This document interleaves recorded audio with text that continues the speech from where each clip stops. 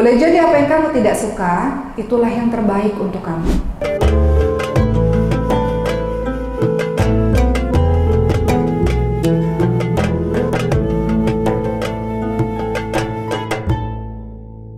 Ya, kata Allah, boleh jadi apa yang kita nggak suka, itu yang terbaik. Jadi apa? Jadi berserah. Karena apa? Karena Quran. Kalau nggak ada Quran, hilang arah, teman-teman semua, betul? Kekuatannya dari mana? Semangatnya dari mana? Panduannya dari mana? Mustahil ada seorang muslim yang nggak sama-sama Quran. Mustahil, pasti dia hilang arah. Nggak tahu dia kemana. Siapa yang bisa tolong dia? Kecuali dari kalam Allah Subhanahu wa Ta'ala. Maka hari ini mari supaya kita bersemangat menghidupkan Quran dalam keluarga kita. Wajib Quran itu. Gak mungkin kita meninggalkan Al-Quran. Gak mungkin anak-anak kita dari kecil gak baca Quran. Gak mungkin. Rumah itu harus hidup dengan Quran. Bagaimana malaikat bisa turun menaungi, merahmati kalau gak ada Quran di dalamnya? Maka kadang-kadang rumah itu panas. Rumah itu penuh dengan teriakan, penuh dengan kata-kata kasar. Kenapa? Karena gak dihidupkan Quran di dalam rumah itu. Hidupkan Quran setiap saat. Pasang murattal ayat suci Al-Quran itu. Ketika engkau tidur misalnya pasang Quran itu. Ibu-ibu, saya cerita lagi boleh ya? Ketika anak saya dalam keadaan kondisi penyakit langka yang ditandai dengan otot yang lemah, makanya tidak bisa bergerak, tidak bisa menangis pada saat itu. Alhamdulillah sekarang sudah menjadi lebih baik. Di inkubator saya pasang murattal ayat suci Al-Quran. Ketika ibu saya di ICU selama 11 hari pun, ketika saya datang saya baca Quran, ketika saya pergi maka saya pasang murattal ayat suci Al-Quran. Dan Al-Quran itu betul-betul mu'jizat, dia asyifa, dia obat, Masya Allah, obat. Apa obatnya? Ketika ibu saya dalam keadaan koma, dan ketika saya membaca Al-Quran, beliau meneteskan air mata. Dalam beberapa hari kemudian ibu saya bisa melihat, namun melihatnya dengan pandangan kosong, melihat ke atas, dengan kaki tangan yang sudah bengkak dan diikat. Biasanya orang-orang di ICU mereka akan berontak, karena ICU itu bisa buat stres, ibu-ibu sekalian. Jadi kalau teman-teman yang punya pengalaman, punya keluarga di ICU, ada masa yang namanya dia mengalami delirium ICU ya. Jadi kadang-kadang dia berontak, dia mau lepas semuanya. Mungkin sebagian dari kita pernah mengalami itu, dia mau lepas selang-selang semuanya itu. Ajaibnya Masya Allah, ketika saya datang dan Al-Quran dibacakan, berontak itu kemudian menjadi tenang. Saya pikir selama ini kita lihat di video-video ya kan, kita lihat di YouTube, ternyata ketika saya membuktikan, maka semakin tahulah saya betapa dahsyatnya Al-Quran. Bayangkan kalau anggota keluarga tidak bisa baca Quran dalam keadaan-keadaan genting seperti itu, bagaimana bisa menenangkan? Maka kembali tadi kisah guru saya orang Gaza Palestina tadi, siapa yang bisa memberikan kekuatan, semangat, keberanian dan kerinduan untuk perjumpaan dengan Allah Subhanahu wa Ta'ala kecuali dari Al-Quran. Itu sebabnya mereka semuanya adalah orang-orang yang menghafalkan Quran. Kita pun patut begitu. Jangan nunggu kita ini negara kita kenapa-napa dulu baru kemudian kita baca Quran. Negara kita aman, Masya Allah. Negara kita tenang, Alhamdulillah. Negara kita penuh toleransi, Alhamdulillah. Maka jagalah negara kita yang tercinta ini dengan diri kita baca Quran, menghidupkan Quran. Maka hari ini izinkan saya untuk cerita sedikit tentang fungsi-fungsi Al-Quran dalam kehidupan kita, agar kita bersemangat menghidupkan Quran di dalam keluarga kita. Al-Quran sebagai petunjuk dan hidayah bagi kehidupan kita. Dalilnya dalam surah Al-Baqarah ayat 185. Allah Subhanahu wa Ta'ala berfirman, A'udzubillahi minasyaitonir rajim, Syahrul Ramadan alladzi unzila fihi al-Qur'an hudan lin-nasi wa bayyinatin minal huda wal furqan. Beberapa hari yang ditentukan itu ialah bulan Ramadan, bulan yang di dalamnya diturunkan Al-Quran sebagai petunjuk bagi umat manusia. Al-Quran sebagai petunjuk, sumber hidayah bagi umat manusia. Sebagaimana saya datang ke sini tadi pakai petunjuk jalan, kalau nggak pakai petunjuk jalan akan nyasar kemana-mana. Kita dalam kehidupan kita juga perlu petunjuk jalan. Apa itu? Al-Quran. Zaman sekarang orang-orang mengatakan healing dulu, healing, pergi kemana-mana. Healingnya itu ada di Al-Quran. Luangkan waktumu 24 jam, 1 jam saja baca Quran, nggak bisa. Oke, nggak apa-apa, setengah jam. Nggak bisa juga 15 menit, nggak bisa juga 5 menit. Allah suka sedikit-sedikit tapi continue. Namun tambahkan durasinya lagi, terus-menerus. Jadi nggak boleh ada orang-orang di sini yang hidupnya tenang-tenang saja ketika nggak bersama dengan Quran. Waktunya lebih banyak dengan gadgetnya dibandingkan dengan Al-Quran.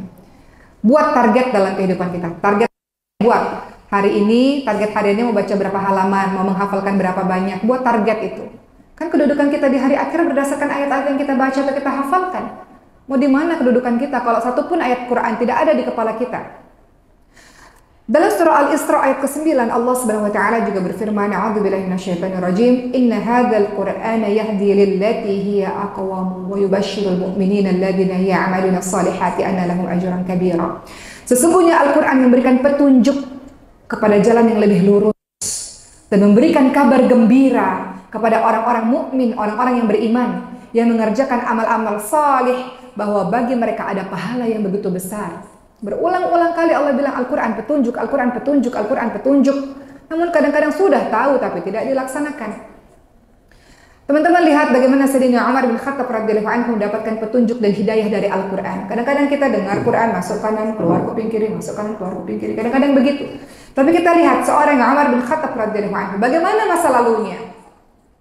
Masa lalunya adalah masa lalu yang buruk, yang kelam. Bayi perempuannya dikubur hidup-hidup, dikatakan demikian. Sayyidina Umar bin Khattab orang yang mau bunuh Nabi, orang yang besar kebenciannya kepada Nabi. Apa akhir hidupnya? Dikuburkan bersebelahan dengan kubur Nabi, dimuliakan begitu luar biasa. Karena apa?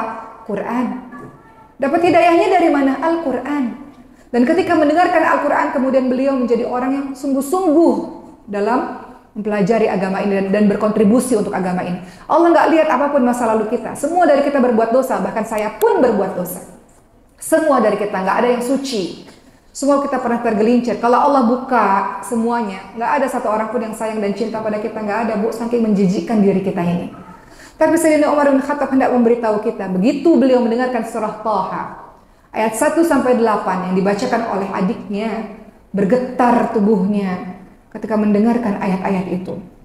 Dalam surah Thaha ayat 1-8. Thaha, kata adiknya membacakan kepada Sayyidina Umar bin Khattab radhiyallahu anhu, "A'udzubillahi minasyaitonir rajim. Thaha, ma anzalna 'alaikal Qur'ana litashqa illa tadhkiratan liman yakhsha tanzila mimman khalaqal arda was samawati al-'ula ar-rahmanu 'alal 'arsyi istawa lahu ma fis samawati wa ma fil ardi wa ma bainahuma wa ma tahta ath-thara wa in tajhar bil qawli fa innahu ya'lamu sirra wa akhfa Allahu la ilaha illa hu lahul asmaul husna." Surah Thaha ayat 1-8, perhatikan artinya. Thaha, kami tidak menurunkan Al-Quran kepadamu agar engkau menjadi susah. Tetapi Al-Quran datang kepadamu, Al-Quran diturunkan kepadamu sebagai peringatan bagi orang-orang yang takut kepada Allah Subhanahu wa taala. Yaitu diturunkan dari Allah yang menciptakan bumi dan langit yang tinggi, yaitu Allah yang Maha Pemurah. Allah yang bersemayam di atas arsy. Kepunyaan Allah lah semua yang ada di langit dan yang ada yang di bumi dan semua yang ada di antara keduanya. Dan jika kamu mengeraskan ucapanmu, maka sesungguhnya Allah mengetahui rahasia yang lebih tersembunyi. Dengan bisikanmu, apapun yang ada dalam hatimu, Allah tahu semuanya. Dialah Allah. Tidak ada Tuhan yang berhak disembah melainkan Allah. Dan Allah memiliki asmaul husna. Allah memiliki nama-nama yang baik. Surah Thaha ayat 1-8 menggetarkan tubuh Sayyidina Umar bin Khattab radhiyallahu anhu, bahwa Allah menginformasikan kepada Sayyidina Umar, Quran ini diturunkan sebagai mukjizatnya Rasul, bukan membuat kalian menjadi susah, bukan, melainkan menjadi sebuah peringatan bagi kalian yang takut kepada Allah Subhanahu wa taala. Dan Allah mengetahui semuanya yang terjadi kepada dirimu. Dialah Allah yang menguasai segala sesuatu. Maka Sayyidina Umar bin Khattab ketika mendengarkan ayat ini pertama kali, di saat itu juga ingin bertemu dengan Nabi untuk menyatakan keislamannya. Al-Quran menjadi petunjuk bagi jalan hidupnya. Dan setelah beliau bertekad untuk berubah, berhijrah menjadi orang yang lebih baik, beliau berhijrah dengan sungguh-sungguh, dengan cara betul-betul menjadi orang yang terbaik, menjadi muslim yang terbaik, memberikan kontribusi yang terbaik. Maka Allah muliakan orang yang dulunya pernah mengalami masa yang kelam, kemudian Allah muliakan di akhir hidupnya. Kali kita datang menuju umrah, menuju Madinah dalam ibadah umrah maupun haji, selalu kita tidak bisa melupakan untuk menyebut, memberi salam Sayyidina Umar bin Khattab, karena makamnya bersebelahan dengan makam Nabi. Kita akan mengatakan Assalamualaikum ya Rasulullah, Assalamualaikum, kita katakan Abu Bakar, kita berikan salam juga kepada Umar bin Khattab. Betul teman-teman semua? Semua manusia berjuta-juta orang pasti memberikan salam kepada Sayyidina Umar bin Khattab yang bersebelahan dengan makam Nabi Muhammad SAW. Jadi Quran datang kepada kita sebagai petunjuk. Jangankan kepada jin pun mendapatkan petunjuk dari Al-Quran. Teman-teman lihat, teman-teman semua, Di dalam surah Al-Jin ayat ke-1 dikatakan bahwa para jin ini telah mendengarkan Al-Quran. Dan kemudian dalam surah Al-Ahqaf ayat ke-29, dan ingatlah ketika kami hadapkan serombongan jin. Ibu-ibu jangan khawatir, di sini juga mungkin banyak jin muslim mungkin ya yang sedang mendengarkan kajian-kajian. Dan ingatlah ketika kami hadapkan serombongan jin kepadamu yang mendengarkan Al-Quran, maka tatkala mereka menghadiri pembacaan Al-Quran, jadi pada saat itu Rasulullah membacakan Al-Quran. Yang dengar tidak hanya manusia, tapi para jin-jin mendengarkan Al-Quran. Kemudian jin itu mengatakan pada temannya, diamlah kalian, kita sedang mendengarkan Al-Quran. Maka ketika mereka selesai mendengarkan Al-Quran, para jin ini kembali kepada kaumnya untuk memberikan peringatan, untuk kembali berdakwah kepada kaumnya. Jadi ternyata jin pun juga mendapatkan hidayah petunjuk lewat Al-Quran. Pertanyaannya, Al-Quran sudah engkau baca berapa kali? Atau Al-Quran sudah engkau dengar berapa kali? Dan seberapa mengefeknya, berdampaknya Al-Quran itu dalam kehidupan kita? Maka kita jadikan Al-Quran sebagai petunjuk. Orang yang gak memiliki petunjuk akan kehilangan arah. Engkau sedih larinya kemana kalau gak dengan Al-Quran? Engkau merasa lemah larinya kemana kalau gak dengan Al-Quran? Engkau merasa terpuruk larinya kemana kalau gak dengan ayat-ayat Al-Quran? Betul? Engkau berbuat dosa larinya kemana kalau gak dengar Al-Quran? Maka Al-Quran tidak hanya dibaca, tapi juga ditadaburi. Engkau paham, engkau baca artinya, engkau tadabur, supaya Al-Quran itu masuk ke dalam hati kita, teman-teman semua. Nah, ternyata setelah kita tahu bahwa Al-Quran adalah petunjuk, dia juga merupakan obat. Al-Quran itu obat, ibu-ibu sekalian, obat. Obat apa? Obat fisik, obat hati, obat sihir. Saya bisa katakan ini karena mengalaminya. Kalau kita mengalaminya, saya yakin untuk bisa menceritakan kepada teman-teman semua. Ibu saya sakit, kemarin saya katakan pada teman-teman semua. Maka saya tahu bahwa obatnya adalah Al-Quran. Kata Allah Subhanahu wa Ta'ala dalam surah Al-Isra ayat ke-82 dikatakan, A'udzubillahi minasyaitonir rajim, wa nunazzilu minal Qur'ani ma huwa shifaa'u wa rahmah, dan seterusnya. Kami turunkan Al-Quran sebagai obat untuk kalian semua dan rahmat. Al-Quran diturunkan oleh Allah sebagai rahmat dalam surah Al-Isra ayat ke-82 dan sebagai obat asyifa. Dia menjadi obat bagi hati, bagi fisik, dan bagi orang-orang yang tidak mau terkena sihir. Dikisahkan ketika ada seseorang yang tersengat kalajengking atau hewan-hewan yang menyakitkan bagi tubuhnya, maka diruqyah atau diobati dengan membaca surah Al-Fatihah.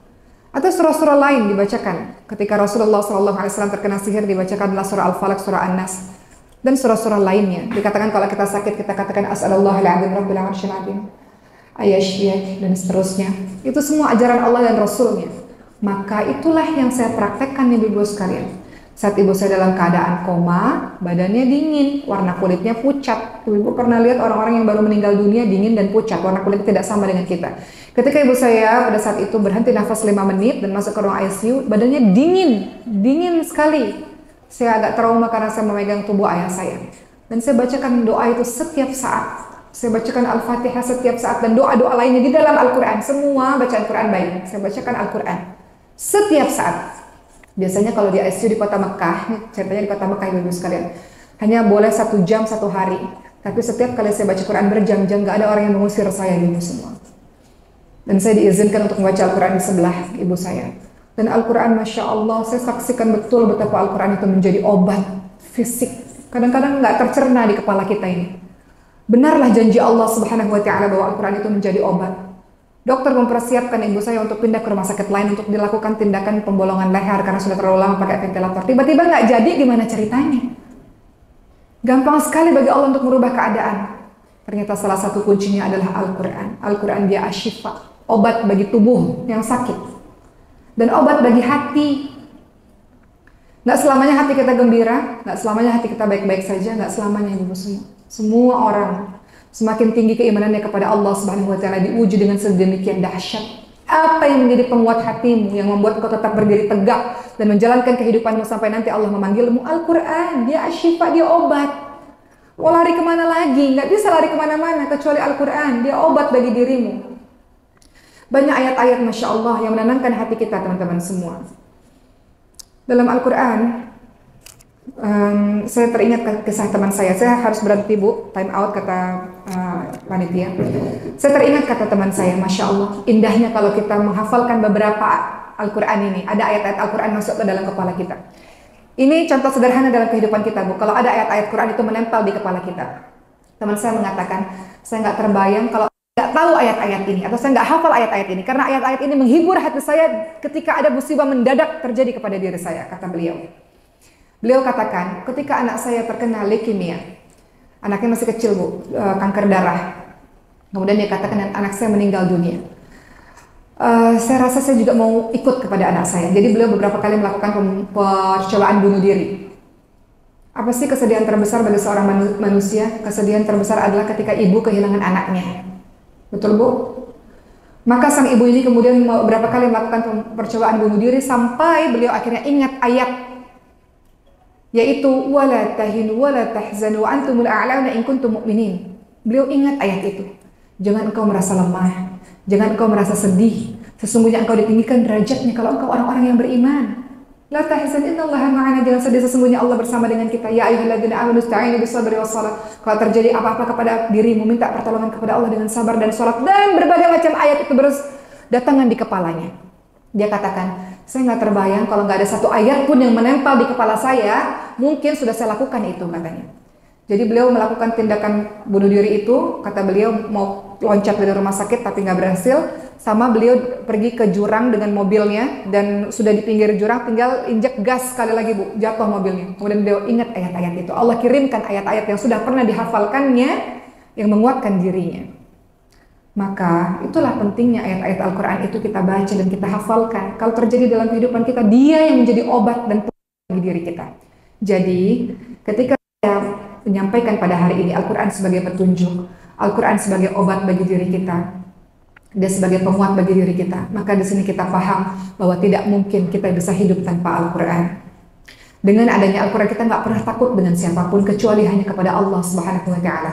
Kita tidak akan khawatir dan gelisah berkepanjangan karena kita tahu bahwa kita selalu bersama dengan Allah Subhanahu Wa Taala melewati firman-Nya dari Al-Quran. Kita akan baik-baik saja. Karena kita tahu Al-Quran memberikan efek yang luar biasa kepada tubuh kita, kepada hati kita, kepada pikiran kita, kepada kehidupan kita. Jadi, kalau kita mau selamat, mau kuat, kalau kita mau tetap terus untuk menghadapi kehidupan yang kadang-kadang sulit ini, kalau kita mau bertemu dengan Allah nanti di hari akhir, di syurganya Allah, tabirnya, salah satu jalannya adalah pasti dengan Al-Quran. Al-Quran nanti di hari akhirat akan mengatakan kepada Allah, ya Allah, ridhoi dia ya Allah, tolong dia ya Allah. Gara-gara aku ya Allah, dia baca aku, malamnya dia nggak tidur ya Allah, sedikit tidur gara-gara aku ya Allah, maka aku akan datang kepadanya untuk memberikan syafaat kepadanya, tolong dia, ridhoi dia ya Allah, selamatkan dia ya Allah. Al-Quran datang menjadi kita. Menutup kisah ini teman-teman dengan cerita ibu saya. Katakan ibu bermimpi, kata beliau, ibu dalam keadaan tertidur dan ketika membuka mata, ibu saya tertidur di sebuah tempat yang sangat luas sekali, tapi tidak ada siapa-siapa kecuali beliau sendiri yang tidur di situ. Kemudian beliau melihat ke kanan dan ke kiri, tidak ada siapa-siapa, gelap. Namun dari kejauhan datang seseorang yang sangat tinggi dan wajahnya tak terlihat.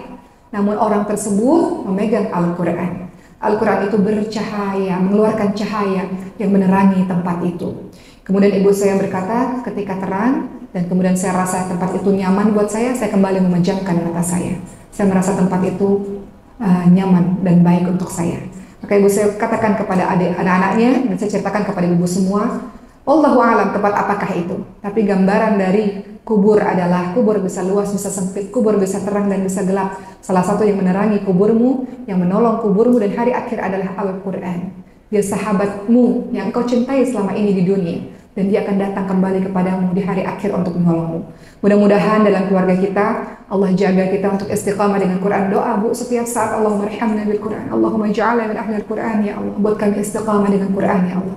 Mudah-mudahan dengan Quran apapun yang terjadi dalam kehidupanmu, engkau akan baik-baik saja karena engkau dikuatkan dengan ayat-ayat Al-Quran insyaAllah. Dan apapun yang terjadi pada keluargamu dengan sakit, Allah bisa memberikan keajaiban lewat Al-Quran. Apapun yang terjadi kepadamu ketika ada orang dengki, hasad, mengirimkan sihir itu tidak akan pernah terjadi karena kita senantiasa dekat dengan Al-Quran insyaAllah.